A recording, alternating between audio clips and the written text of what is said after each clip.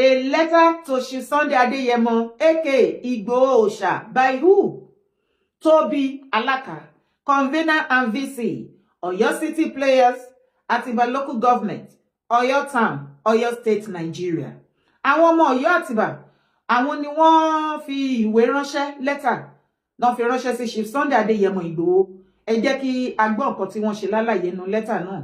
Ó sì yẹ pé lẹ́tà yìí gùn, ṣùgbọ́n àwọn ibi tí ó ṣe pàtàkì jù lọ ńbẹ̀ òun ni mo máa kà. Ẹ jọ̀ọ́ ẹ bá wa mú fídíò ìkẹ́ bá wa share kó dọ́dọ̀ bàbá wa Olú ọmọ Ìró Ẹkùn Chief Sunday Adeyemo Igboho. Wọ́n ní, Dear Chief Sunday Adeyemo Igboho, my sincere greetings and deepest respect to you. I have wanted to write this for a while, and I hope you will receive it in the spirit in which I am sending it with genuine respect, love, and concern. First, I want to sincerely appreciate you for the role you have played in standing up against insecurity and speaking boldly about the safety and future of our people. You have made sacrifices that many people may never fully understand, and you have continued to speak for what you believe is right. I also want to say that I am truly sorry for everything you have lost and gone through over the past years. I know some of those experiences must have been extremely difficult, and I pray that God continue to give you strength, peace, and restoration. Àti ẹ ti dúpẹ́, Ọlọ́run ti gba gbogbo ògo.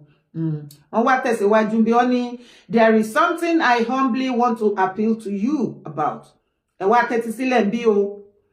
Chief, whenever you speak about our traditional rulers, please, I beg you, try to speak well of all our obas, and where possible, simply refer to them collectively as àwọn ọba, rather than mentioning individual names, in a way that could make it appear that one ọba is being placed above another.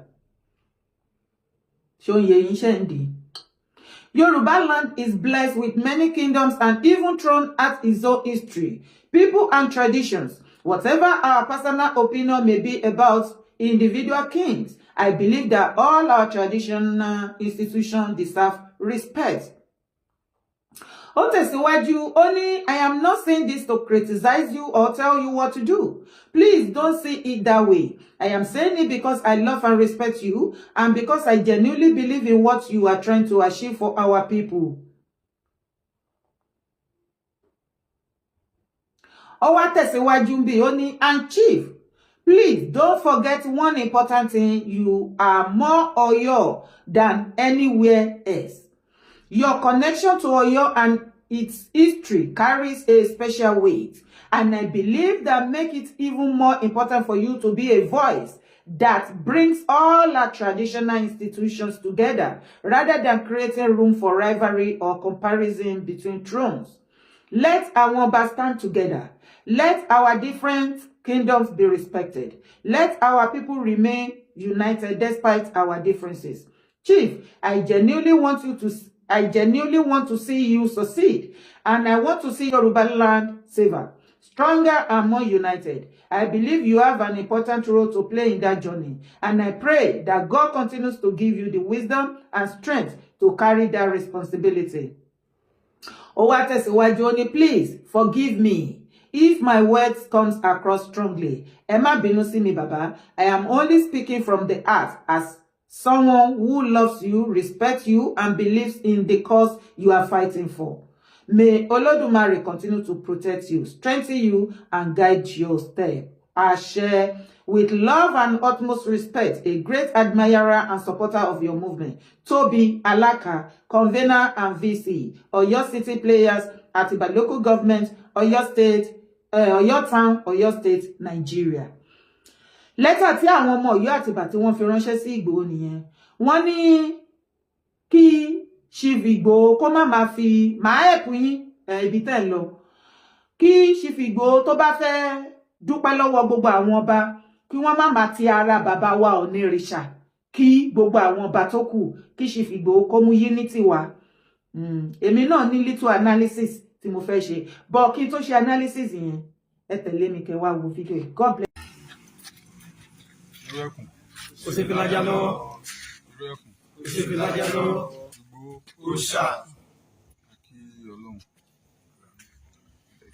Bàbá wa Olóyè Adéníyì Adéyẹmọ Ìgbòho Òòṣà. dúpẹ́ lọ́wọ́ Ọlọ́run pé ọjọ́ òní Ọlọ́run fi bà wá nú jẹ́. Bàbá, ǹjẹ́ ẹ lè rántí ìṣẹ̀lẹ̀ tó ṣẹlẹ̀ sí ní ọjọ́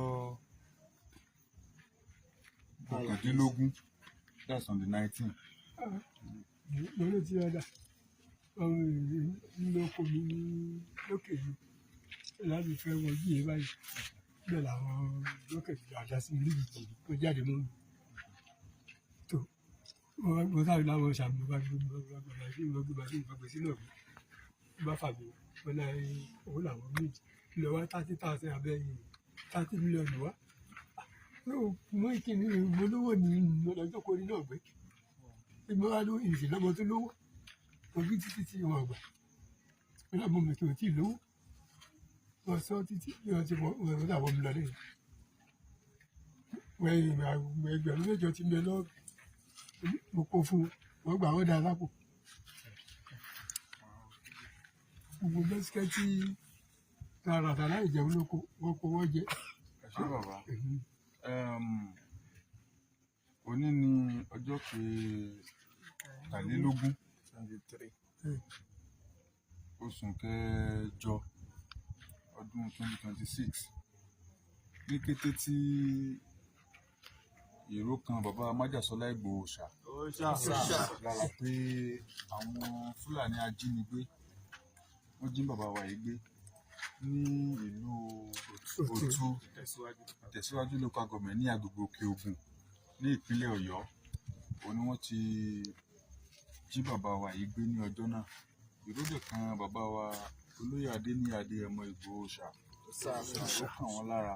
Ní kété tí ìró ti kàn wọ́n lára ni wọ́n ti ta àwa ikọ̀ ìlú ẹkùn tí a jẹ́ ọmọlẹ́yìn fún bàbá Olóyè Adéníyì Adéyẹmọ Ìgbòho tí a wà ní ìpínlẹ̀ Ọ̀yọ́ pé ká gbéra ní kánmọ́nkóbó ká gbéra ká lọ sí ìlú Òtú láti lọ ṣàwárí bàbá yìí. A lè dúpẹ́ lọ́wọ́ Ọlọ́run, a dúpẹ́ fún bàbá wa Olóyè Adéníyì Adéyẹmọ tí wọ́n fira wọn jì tí wọ́n dẹ̀ fira wọn lẹ̀ lórí pé. ọ̀rọ̀ ńlá rèé o, àwọn ọmọ Ìyá Àtìbà wọ́n fi lẹ́tà ránṣẹ́ sí bàbá wa ṣe Sunday Olú ọmọ Aníyìkáyé Olú ọmọ Ìrù Ẹkùn ọ̀ṣọ́ọ̀ṣì making. Wọ́n ní kí Chief Ìgbòho gbogbo ìgbà tó bá ti lọ fún occasion wọ́n ní kí wọ́n má máa sọ wípé àwọn kí bàbá àwọn Ọọ̀ni ẹ bá wa ké kábíyèsí sí bàbá Ọọ̀ni kábíyèsí o kẹ́sẹ̀ ọba kó jẹ kó pẹ́pẹ́pẹ́ àdìmúlà Oòduà. Wọ́n ní kí Chief Ìgbòho má máa sọ wípé àwọn ti ara bàbá wa Ọọ̀ni ìrìṣà olórí aládé olórí ọba gbogbo kí gbogbo ọba tó kù. Wọ́n ní bí ìgbà tí Ìgbòho bá ń gbé kábíyèsí Ọọ̀ni ìrìṣà lórí àwọn ọba tó kù ni. Wọ́n tún wá tẹ̀síwájú ibẹ̀ yẹn ló kàṣe ní jù. Wọ́n ní kí Ìgbòho rántí wípé ó jẹ́ ọmọ Ọ̀yọ́ ju any other place nílẹ̀ kóòtù àjíire ilẹ̀ Yorùbá. Wọ́n wá tún tẹ̀síwájú wípé àwọn rí iṣẹ́ tí Onílẹ̀ gbélé Chief Sunday Adéyẹmọ Ìgbòho lọ́wọ́ láti mú unity wá láàrin àwọn ọmọ kóòtù àjíire ilẹ̀ Yorùbá tí wọ́n dẹ̀ ti ń ṣe àti lórí ètò ààbò ẹ ṣeun tẹ́tí ẹ̀ mention ẹ̀. Lára àwọn iṣẹ́ security yẹn náà òun lẹ ti rí yẹn Òkè Ògùn l'Ọ́yọ́ state òun ni fídíò tẹ́ rí yẹn. Wọ́n ṣẹ̀ṣẹ̀ ìbẹ́ gbọ́ déètì ni ìbẹ́ gbọ́ déètì tó ṣẹlẹ̀ wọ́n tún ti rescue bàbá yẹn kò jù bẹ́ẹ̀ lọ. Lára iṣẹ́ tó nílẹ̀ gbé fún wọn òun náà ni wọ́n ń ṣe lọ yẹn. Now ẹ jẹ́ ká ṣàlàyé kékeré. Èmi mọ̀ wípé a máa débi tá a dé. Tí mo bá ń pe èdè wípé this is new face of Yorùbá land. Yorùbá àná ti yàtọ̀ sí tèmi. Ọ̀pọ̀lọpọ̀ yín á máa rò wípé bí yá ọ̀rọ̀ àhesọ lásán akàn sọ lásọgbọ̀n ni. Kò rí bẹ́ẹ̀ o. Ẹ̀yin náà ti ń rí scores, ẹ ti rí bó ṣe ń lọ àbí? Nǹkan tí o máa ṣe ní ilẹ̀ Yorùbá àná lẹ́kùnrẹ́rẹ́ tá tó ṣẹ́ dànù. Tí nǹkan kan ò ní sọ̀rọ̀, tí ò ní dúpẹ́ kí tí wàá ṣe tí wàá mú jẹ ní Yorùbá land tí new face of Yorùbá land tó ní. O ò lè ṣe 1% tó bá ṣe 1% ò ní farare lọ. A fẹ́ mọ post ọjọ́ orí ẹ bó ṣe tó bó ṣe gàgàrà wàá gbọ́ kokoko wàá gbọ́ kàkàkà. Ìdí ni wípé a fẹ́ fọ ilẹ̀ kóòtù àjíire mọ́. ẹ má dí wa lọ́wọ́ o. Ṣé wípé àwọn ọmọ Ọ̀yọ́ Àtìbà, Ọ̀yọ́ Aláàfin, ẹ̀yin ọmọ Ọ̀yọ́, ẹ lè rán Ìgbòho létí wípé kó rántí wípé ọmọ Ọ̀yọ́ state ni. Ẹ ò lè lá wípé kó bá yín gbé kó promote bàbá Aláàfin Ọ̀wádé bó ṣe ń gbóríyìn fún bàbá Ọọ̀ni. Ìsìn lẹ̀ṣẹ̀ rántí wípé ọmọ yín ni. Ìsìn ni Ọ̀yọ́ Àtìbà rántí wípé ṣe Sunday Adéyẹmọ Ìgbòho ọmọ Ọ̀yọ́ ni, ògo yín ni. Somebody like me ní last year nígbà tẹ́ bẹ̀rẹ̀ ọ̀tẹ̀ tẹ́ mú ọmọ àlè tí ò ń ṣọmọ ilẹ̀ Yorùbá tí ò ń ṣọmọ Oòduà tẹ́ fà má bẹ́ tẹ́ gbélé orí ọmọ yín. Ẹ ò rántí wípé Chief Ìgbòho ọmọ yín ní ojúlówó ọmọ ọkọ ni. Ọmọ tẹ́ gbẹ́lé yín tó wá sásá bẹ́ yín tó ní ká ẹ bojú Ìgbòho ojúlówó ọmọ yín jẹ́ ṣọmọ Ọ̀yọ́ ni. Àtọ̀húnrìn wá sọ́yọ́ ni. Ẹni kò bojú ọmọ yín jẹ́. Okay, ẹ jẹ́ ká dá sílẹ̀ ká túṣà. Ganiyu Ige Adams tó po ẹ̀kọ́ ìbànújẹ́ fún bàbá wa Láàfin Ọ̀wádé kí wọ́n tó dórí àpèrè. Kí orí àpèrè yẹn kí bàbá Láàfin Ọ̀wádé tó débẹ̀. Iṣẹ́ wo ni Gani ṣe láti protect orí àpèrè yẹn? Àwa tá dìde ti orí àpèrè yẹn nìyí nígbà tó ṣòfò. Tí wọ́n fẹ́ yí tó fẹ́ gbé ọgbọ́n àlùmọ̀kọ́rọ́ yí tó fẹ́ da gbogbo kinní rú. Mo mọ iṣẹ́ tí mo ṣe on my own. Torí ọ̀tẹ̀ tó pọ̀ lọ́yọ̀ọ́, ẹ lè máa rí somebody like me bí aláìdá lónìí. Èmi ò sí nídìí àìdá anywhere o. Bí ẹyẹ bá ṣe fò la ṣe máa sòkò ẹ̀. Bí Ìgbòho bá ṣe nǹkan àìdá lẹ́ni wà láì máa kó fún wọn. That is my life. Èmi ò jojú mi lè tó korò. Nísìnyí lẹ ṣe mọ̀ wípé Ìgbòho jọmọ Ọ̀yọ́. Abẹ́ ti gbàgbé nǹkan tẹ́ fojú ẹ̀rí ní last year. Hey, ẹ jẹ́ ń ṣe àtúnṣe, ẹ jẹ́ ṣàlàyé nǹkan kékeré kí n rán yín létí nǹkan kékeré tẹ́ ṣe. Torí ìgbẹ́ kínkínní ló tí àwọn gbẹ̀gìrì bójú bá kúrò ọ̀tẹ́nu ṣọ́kàn máa kúrò ń bẹ̀ ni. Ní last year ní ìgbà tí Chief Ìgbòho ń lọ káàkiri tó ń bẹ̀bẹ̀ káàkiri wípé òun fẹ́ lọ máa bẹ gbogbo àwọn ọba kọ́ bá àwọn bẹ bàbá wa olórí oko káàfàtà President Bola Ahmed Tinubu pbat pé kí wọ́n fún wọn ní freedom kó padà wálé. Kí dé lẹ̀ṣẹ̀ tán ṣẹ̀? Ṣé wọ́n ṣe jàgídíjàgan ni àbọ̀ pààyàn àbọ̀ ń jalè? Ṣebí ìfẹ́ ilẹ̀ Yorùbá náà ní tó fi dogun tí àwọn Fúlàní tán ní so ìwọ ló fẹ́ jà fún ìran Yorùbá. Okay, nǹkan àti mọ̀ nǹkan tá máa ṣe fún ẹ tán fẹ́ pa tí ò ní lè jẹ́ kán rí pa tó fi sá kúrò. Ó dẹ̀ fẹ́ bẹ̀rẹ̀ ìrìn àjò yẹn gbogbo wa lárí. Lẹ́tà tẹ́ ṣẹ̀ṣẹ̀ wá ń kọ nísìn Ìgbòho ti bẹ̀rẹ̀ ẹ̀yin kọ́ lẹ ṣẹ̀ṣẹ̀ máa rán létí gẹ́gẹ́ bí ọmọ ọkọ tó jẹ́ tó ti ń pariwo Ìgbòho tó bá sọ wípé Ìgbòho kò sí orílẹ̀-èdè tó wà láyé lónìí àfi tí ò bá sọmọ Nàìjíríà bẹ́ẹ̀ lókù tí wọ́n ní mọ̀ wípé táwọn kan wà tó ń jẹ́ Ìgbòho nínú Nàìjíríà ibo ló wà located at ní Ọ̀yọ́ state tó ń polongo yín. Ǹjẹ́ a ti rí ọmọ Ọ̀yọ́ míì tó polongo Ọ̀yọ́ state àbí Ìgbòho tó Ìgbòho ṣe Sunday Adéyẹmọ?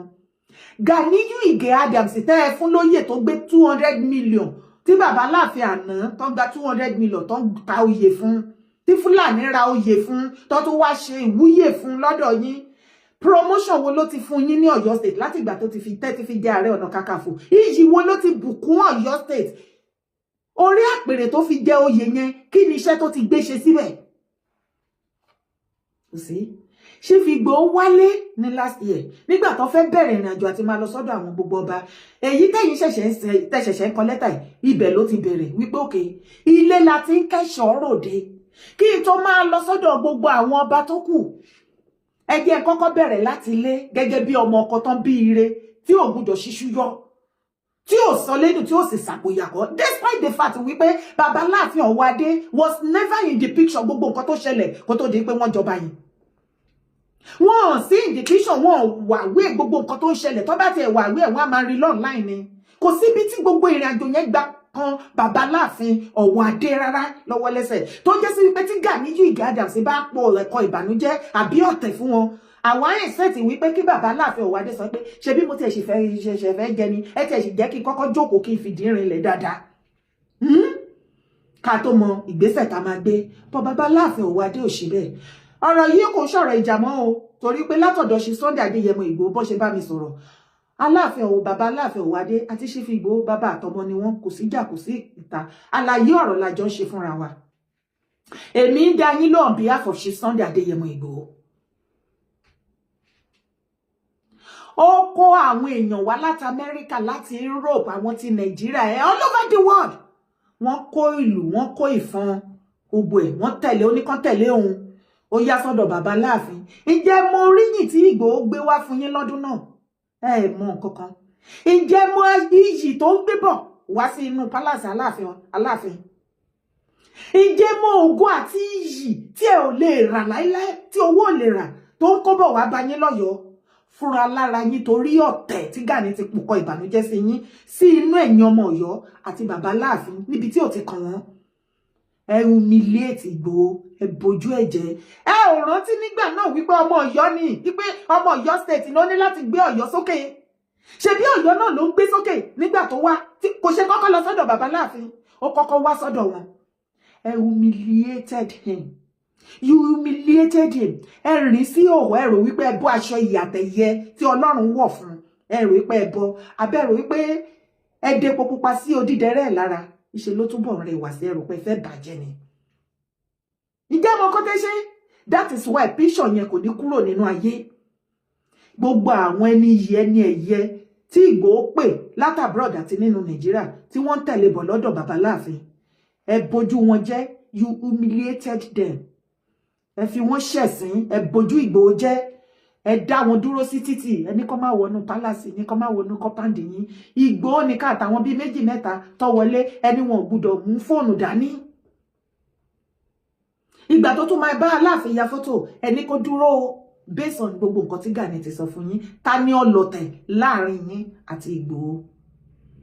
Mò ń bọ̀ mi tí ìdè. Mo tún ní fídíò kan tí mo fẹ́ fi hàn yín. Ẹ tún tẹ̀lé mi kẹwàá wò.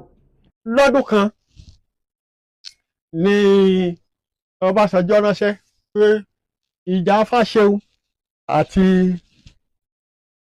Gani kán lọ parí ẹ̀ ní Ifẹ̀. Àwọn ọba mọ́kànlá dẹ̀ jókòó. Wọ́n dẹ̀ ní ẹmú èèyàn 50-50 wá. Bẹ́ẹ̀ ni kìíní gbà mí àwọn ìyókù ń bọ̀ wọ́n lòdù èrò wá. Inú ààfin Ilé Ifẹ̀ ni wọ́n pa bàbá Oòduà Fáṣẹ̀hùn sí. Ó gbàwẹ̀ níjọ́ náà, ọ̀run ló ti lọ sínú. Àwọn ọba mọ́kànlá ló rò kú níjọ́ náà. Bàbá Frederick Fáṣẹ̀hùn. Bẹ́ẹ̀ ni bàbá Oòduà rẹ̀. Inú ààfin Ifẹ̀ ní pa sí níjọ́ náà. Àwọn ọba mọ́kànlá ló rò kú níjọ́ náà. Ẹ̀yin náà ẹ wá fẹ́ jà fún Yorùbá. Ẹ̀dẹ̀ ti ta ẹ̀jẹ̀ sílẹ̀ níwájú Odùduwà. Tí ẹ bá mọ̀ pé ẹ fẹ́ fà ẹ lọ bẹ́ẹ̀ ni. Ọ̀rọ̀ tẹ́ sọ yìí àṣírí ni àbí n táwọn èèyàn mọ̀? N táwọn èèyàn mọ̀ ni. Níjọ́ tí Gani wá sí Ọ̀wọ̀, ọkọ̀ 40 ló kó dání, mọ́tò 37 ni wọ́n jó lẹ́yìn ẹ̀ láàfin Ọlọ́wọ̀. Àwọn Palace Boys náà sọ fẹ́mi. Ó ní yẹ̀yẹ̀ tí ẹ pa níjọ́ náà, àwọn 72 náà kọ́kọ́ pa níwájú ilé Ọlọ́wọ̀ níjọ́ náà lọ́hùn, ẹjọ́ dojú ogun kọ́ra wọn. Ibà yìí sìn, ẹ̀yin náà tẹjú mọ́ fídíò yẹn. Ẹ lísìn dáadáa. Kẹ́ wo àrà tí Gani ti dá ní ilẹ̀ Kóòtù Àjíire. Ẹ wò èyí tán ló lọ dá ní Ọ̀wọ̀. Ẹ wò èyí tó ṣe fún bàbá late Fáṣẹ̀hùn. The founder of OPC tó fọwọ́ ara wọn, a medical doctor tó jókòó tó wo ọjọ́ ọ̀la ilẹ̀ Kóòtù Àjíire tí wọ́n dálẹ̀. Wọ́n pè ẹ́ kó wá jẹun, o mẹ́ni tó ní nǹkan, olóúnjẹ, ó dì í lọ́wọ́ dání. Títí ogun yìí ló gbé tí máa yẹn títí tí máa yẹn fi wọnú sàréè. Ṣé ká tó lajú kalẹ̀ kó tún rán Ìgbòho lọ bó ṣe rán Fáṣẹ̀hùn, bàbá Fáṣẹ̀hùn láíláí? As a matter of fact, Gani ò ní agbára yẹn mọ́ ní ilẹ̀ Kóòtù Àjíire ilẹ̀ Yorùbá. It is over. Now back to the matter. Ìgbòho gbé gbogbo àwọn èèyàn wálé kí wọ́n wá yé ẹyin sí, kán wá mọ bí Ọ̀yọ́ state ṣe rí, bí orí àpèrè Aláàfin. Ìbá jẹ́ wípé ní ọjọ́ yẹn àlọ́ Ìgbòho kó wọlé àti gbogbo àwọn èèyàn kí wọ́n ṣe bó ṣe fẹ́ ṣe. Ìjẹ́ mo irú iyì tó máa wà pẹ̀lú yín ní orí àpèrè Aláàfin. Kí ló kan bàbá Aláàfin Ọ̀wọ̀ Adé? Ẹ̀yin èèyàn mi, ẹ jọ̀ọ́ ẹ má bú bàbá Aláàfin o, ẹ jọ̀ọ́. Mo ń ṣe àlàyé ọ̀rọ̀ ni, àwọn mistake tó ti ṣe sẹ́yìn bóyá wọ́n á rí lára ẹ̀ tá fi control ọjọ́ iwájú. Ìwọ àtẹ̀mí jẹ́ ká lẹ́ níbẹ̀. Kí ló kan bàbá Aláàfin Ọ̀wọ̀ Adé láti wúrú ìwà tí wọ́n wù sí Ìgbòho? Ṣé wọ́n ti meet Ìgbòho rí ni? Ṣé àwọn àti Ìgbòho ti sọ̀rọ̀ rí wọ́n ní? Ṣé wọ́n ti bá Ìgbòho ṣe rí ni? tí Gani bá tẹ̀ wá pòkọ ìbànújẹ́ gẹ́gẹ́ bí Ààrẹ Ọ̀nà Kakanfò torí àpèrè Aláàfin fi jẹ ó wá pòkọ ìbànújẹ́ fún àwọn ojúlówó ọmọ yín àtọ̀húnrìnwá ènìyàn àlejò lásánlàsàn tí ò lẹ́bí tí ò lára tí ò síbi tó gbà tọmọ yín ní Ọ̀yọ́ state tó jẹ́ sí wípé láti ìgbà tó ti fi jẹ oyè yẹn kò sí nǹkan ẹyọ kan báyìí tá a lè tọ́ka sí tẹ́yìn ọmọ Ọ̀yọ́ lè tọ́ka sí tí Gani mú wá bóyá bíi glory bíi oríire àbí anything tó jẹ́ positive thing tó gbé fún yín lọ́yọ̀ọ́. It has been this Igboho là ń pariwo Igboho Ọ̀yọ́ state. Ìdí ẹ̀mọ́ nǹkan tẹ́ ṣe fún Adéyẹmọ ní last year bẹ́ ṣe yẹ̀yẹ́ ẹ̀yin lẹ yẹ̀yẹ́ lọ́yọ̀ọ́. Ẹ rò wípé ẹ mú ẹja jálajàla ẹja ṣàkàṣàkà ẹni kò ní pé mọ́. Ẹ mú aṣọ ìyá rẹ̀ ẹ rò wípé ẹ ti bọ́. Ìgbà tọ́lọ́run máa wá ṣe Ọlọ́run wá wọ aṣọ ìyè àti ẹ̀yẹ àti ògo tí ẹ̀dá alààyè ò lè bọ́ ó gbé wọ̀ lọ́rùn. Ẹ bojú ẹ̀jẹ̀ ẹ disgrace ẹ lọ́dọ̀ gbogbo àwọn tó tẹ̀lé àwa tá à ń wò wọ́n látorí ìkíní. Ìrẹ̀wẹ̀sì bá wa. Ìjẹ́ tí ẹ mọ nǹkan tẹ́ ṣe ní ìgbà tí ẹ ṣe irú ìwà tẹ́wù sí yẹn tẹ́ humiliate ẹ̀bẹ̀ yẹn tẹ́ irin sí òhò tẹ́ bojú ẹ̀jẹ̀ tàlejò gbogbo àwọn ọmọ kóòtù ajíire Yorùbá tó kù bíi Lagosian Kwara Kogi Èkìtì Ondo Ọ̀ṣun Ògùn gbogbo wa wá wò pé ṣáwa nìkan àwa là ń gbé Ìgbòho ṣé Ìgbòho ò dá nílé nítorí ilé náà ti ń kẹ́ṣọ́ ròde ṣé Ìgbòho ò dá lé ní ṣó ti bá lé jẹ́ ni kí ló lè fa tó fi lè bojú ẹ̀jẹ̀ nínú ilé torí tí Ìgbòho bá lọ káàkiri gbogbo every other area tó ń gbé gẹ́gẹ́gẹ́ bẹ́ẹ̀ yẹn tó bá wá sí orísun ẹ̀ gangan ó yẹ kó triple bó ti ń ṣe fún tẹ́lẹ̀ ṣùgbọ́n ẹ̀yin ẹ gbé wálẹ̀ ẹ pa ògo yẹn mọ́lẹ̀ ẹ rí ẹsẹsẹ tẹ́ ẹ mọ́ràn fọ̀rọ̀fọ̀ ẹ rò wípé ó ti tán gbogbo blogger tó dìde lọ́yọ́ state kò sí blogger iye ọkàn both home and abroad nínú yín tó speak on his behalf ní last year ẹ sọ̀rọ̀ débi wípé kò sí story tá ẹ sọ tán nípa Ìgbòho kò ṣe yín kò ṣe kókó ó gbé iyì wá ka yín mọ́lé ni o torí ẹ rò wípé tí Aláàfin bá ti treat fọ́kọ̀pù ẹ̀ bóyá bàbá Tinubu ò ní gbọ́ ní Aláàfin ò ní lè bá bàbá Tinubu sọ̀rọ̀ wọn ò ní fún ní freedom because Ganiyu Ige Adams kò fẹ́ not even in the next 20 years kí wọ́n gbúrò Ìgbòho nínú Nàìjíríà. Ẹ wá bojú ẹ̀jẹ̀ ẹ ipò mẹ́rẹ̀ ẹ useless ẹ ṣoríṣiríṣi gbogbo àwa tá a wá láti ìlú bòmí wá ń wò pé kí ló wá le tó báyìí kí ni Ìgbòho ṣe tó báyìí pé kinní kan tí ò bá jẹ́ wípé a ní Ọlọ́run somebody like me mo rí wípé nǹkan tí ìrìnàjò tí Ìgbòho rìn òun gan ò mọ̀ ohun tá a ti dá mọ̀ pé ó ní láti ṣe ni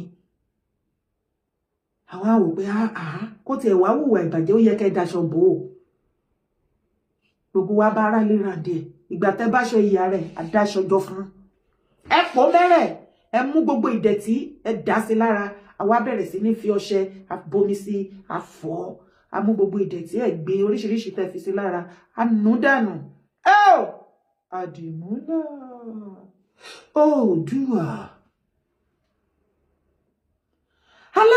bàbá Ọọ̀ni wá rí àwọn èèyàn wá lọ pé bàbá Ọọ̀ni pé wẹ́wọ́ nǹkan kẹ́ẹ̀dẹ̀ máa wá wo gbogbo ìgbà tá à ń sọ̀rọ̀ Yorùbá nation ṣebí bàbá Tinubu bàbá Ọọ̀ni ni gbogbo wa kọ fún ṣebí wọn tí ìjọ bàbá Aláàfin Adéyẹmí àná akọ fún wọn tí bàbá yẹn fi jáde láyé wọn òwú kọ́ wọn dá wa lóhùn wọn sọ wípé kán lọ arrest wa wọn sọ wípé kọ́mọ Ọ̀yọ́ bọ́ síta kán bú wa bá ṣe kọ fún bàbá tó bàbá Aláàfin Ọ̀wọ̀ Adédé see in the picture why did you inherited what did not belong to you sir ọ̀tẹ̀ ogun tó wà nílẹ̀ kò síbi tó gbà kan yìí bọ̀ ẹ kò wá máyà ẹni tá a kọ́ níkà tó ṣe tinú ẹ̀ ti wà ń bẹ̀ tẹ́lẹ̀ wọ́n sáré àwọn èèyàn bá sáré lọ pé bàbá Ọọ̀ni ẹ wá wò nǹkan bàbá Ọọ̀ni rìṣà gan ló yẹ kó ta Ìgbòho dànù pẹ̀lú nǹkan tá a fojú wọn rí àti bàbá Tinubu nínú Yorùbá nation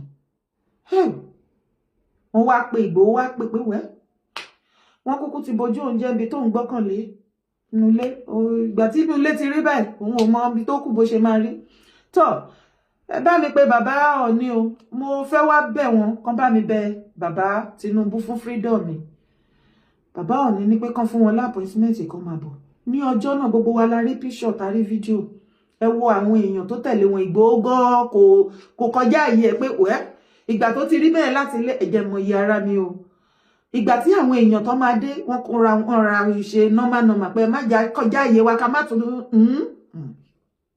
bàbá Ọ̀nìrìṣà ló sọ wípé láyé ẹ lọ pé gbogbo àwọn tó tẹ̀lé wọn wá ẹ máa bọ̀ ọ́ọ̀lù kékeré náà fún wọn ní pálàsì Ọ̀ọ̀ni bàbá Ọ̀ọ̀ni ní kó lọ sí biggest hall fún gbogbo everybody ẹ wọlé aṣọ iyì tẹ bọ́ lára ẹ lójú yín lọ́dún náà lọ́hùn bàbá Ọ̀nìrìṣà Àdìmúlà àwọn náà wọ̀ sí lára padà ìbájẹ́ wípé òun tẹ́ ṣe fún Ìgbòho ní last year bó ṣe lọ gbogbo ọba tó kù tó ṣe ṣẹ́yìn alẹ́ kan lẹ́tà tẹ́kọ̀ọ́ ẹ̀ ṣebí ẹ̀fẹ́ kan gbúrò Ìgbòho àwọn blogger yín lọ́yọ̀ọ́ láìṣẹ̀ wọn láìrò wọn láìṣe kankan torí wọ́n support Ganiyu Ige Adams wọ́n tún jẹ́ kó yé wa wípé àwọn máa pa irọ́ wá ṣe setup fún Ìgbòho wípé Fúlàní fẹ́ pa wọ́n lọ́yọ̀ọ́ wọ́n á tàn lọ́bẹ̀ wọ́n á sì pa wọ́n á bògùn ẹ̀jẹ̀ kí lẹ tún expect látọ̀dọ̀ ẹ̀ lẹ́yìn yẹn ok ẹ ti sọ ẹ ti gbàgbé àbí àwọn ò gbàgbé Ìgbòho tó bá gbàgbé jẹ́ pé wọn ò mọ nǹkan tó ń ṣe nobody trusted Ọ̀yọ́ ẹ̀yin Ọ̀yọ́ Àtìbà Ọ̀yọ́ Aláàfin gbogbo yín pẹ̀lú Ìgbòho mọ́ torí any one of you bẹ́ẹ̀ ṣe máa pa lówó lẹ́ ń wá ẹ wá ní kí Ìgbòho kó máa gbé bàbá Aláàfin Ọ̀wọ̀ Adé sórí kó gbé wọn sórí Ọ̀ọ̀ni tó bá jẹ́ ìwọ tó ló jẹ́ convener lè Ọ̀yọ́ Àtìbà kí ló porúkọ ẹ̀ yìí tó bá jẹ́ ìwọ yìí ó ló wà ní position Ìgbòho kí ló máa ṣe ń jàre kí ló máa ṣe fídíò èmi ìfẹ́ kó gùn jù ni èyí tó kù dórí live show ẹ pàdé mi ṣùgbọ́n kò tó tí ì tán síbẹ̀ ó tún yìí ní fídíò tí mo fẹ́ fi hàn yín.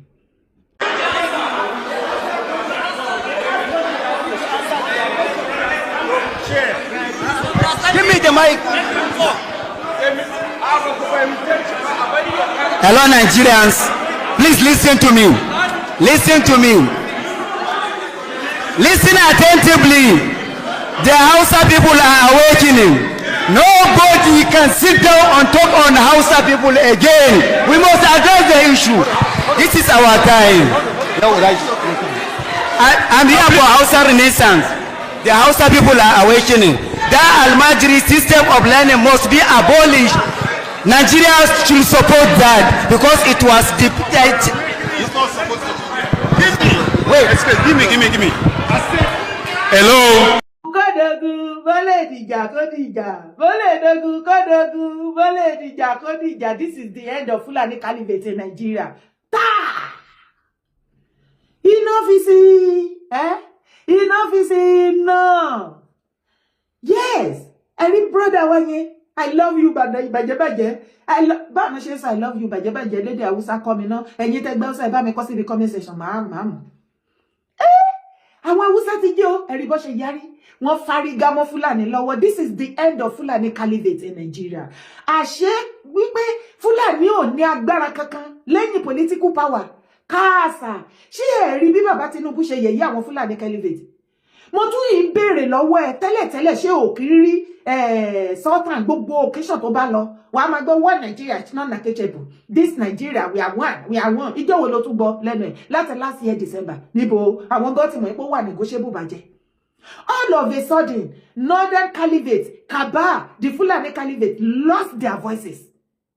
Wọ́n wá rọ̀ bẹ̀tẹ̀ bí ẹ̀kọ́ tó ti bàjẹ́ so ẹ pàdé ọkọ ìyá yín.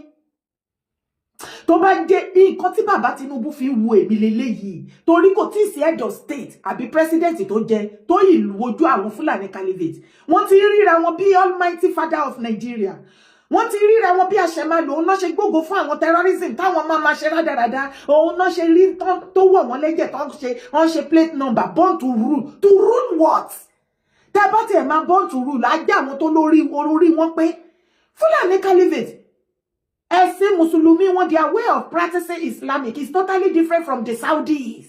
Ṣé bọ́ọ̀ lárí lórí TikTok gbogbo orúkọ Mùsùlùmí tó ń jẹ́ ṣe bọ́ọ̀ ni àwọn ọmọ Yorùbá tó lọ ṣọmọ ọ̀dọ̀ ní Saudi náà sọ fún wa wípé gbogbo orúkọ Mùsùlùmí tẹ̀ ń jẹ́ most of it ní Nàìjíríà wọn kì í jẹ ní Saudi àwọn Fúlàní nìkan ẹ̀sìn Islam Fúlàní òun ni ẹ̀yin mọ̀nàfíkì ọmọ àlè ilẹ̀ Yorùbá òun lẹ́sìn kò ṣe ti Saudi gan.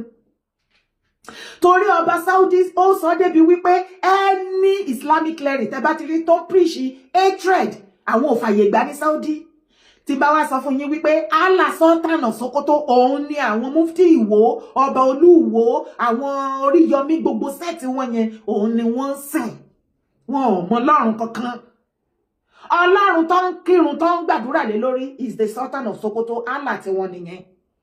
Nítorí ẹ̀ ló ṣe lè rí Tọ́líà tó máa sọ pípa anything tí ó bá ti Sultan bá ti ṣe àṣegbé ni wọn gbọ́dọ̀ yírí ẹ̀ wò. Ẹni mùsùlùmí tó bá ti go otherwise Quran ní kan pa.